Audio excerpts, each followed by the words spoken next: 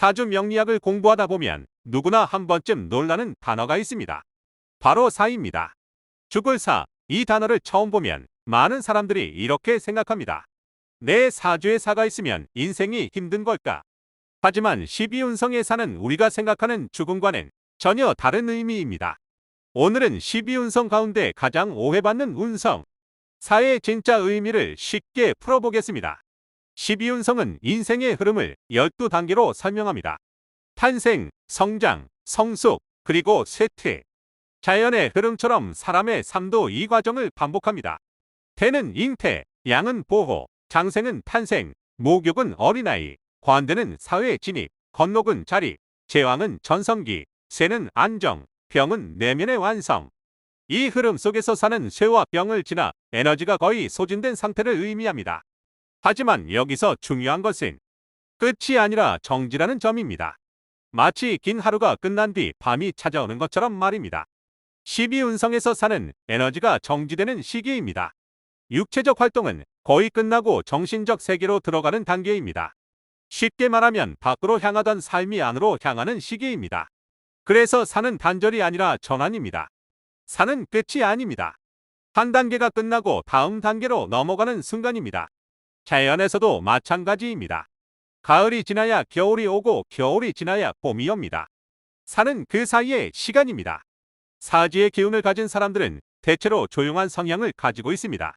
말이 많지 않고 생각이 깊으며 쉽게 결정을 내리지 않는 경우가 많습니다.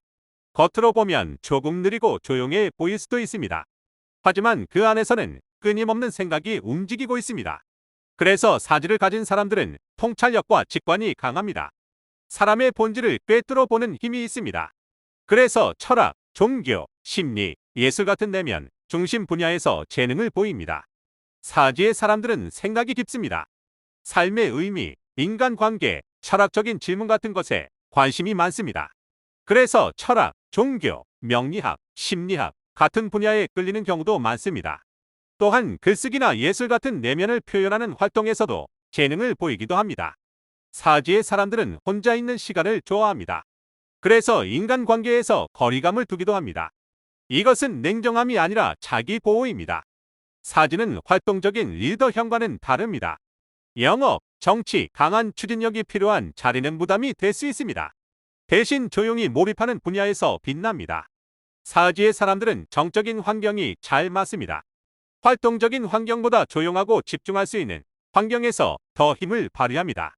그래서 다음과 같은 직업과 잘 맞는 경우가 많습니다. 연구자, 교수, 작가, 번역가 또는 심리상담가, 명상지도사, 예술가와 같은 깊이 있는 사고가 필요한 분야입니다. 하지만 사지의 기운에는 단점도 있습니다. 생각이 너무 많기 때문입니다. 결정을 내리는데 시간이 오래 걸릴 수 있습니다.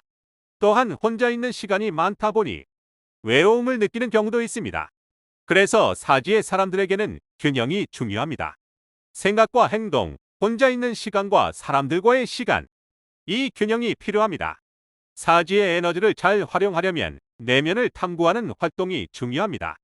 명상, 독서, 글쓰기, 예술 활동, 이런 활동을 통해 생각을 정리하고 자신을 이해하는 것이 좋습니다. 이렇게 할 때 사지의 에너지는 큰 힘이 됩니다. 12운성에서 사지는 죽음을 의미하지 않습니다. 오히려 생각의 깊이, 내면의 성장, 삶의 전환을 의미하는 단계입니다. 사지를 가진 사람은 조용하지만 강한 사람입니다. 겉으로 드러나지 않아도 깊은 내면의 힘을 가지고 있기 때문입니다.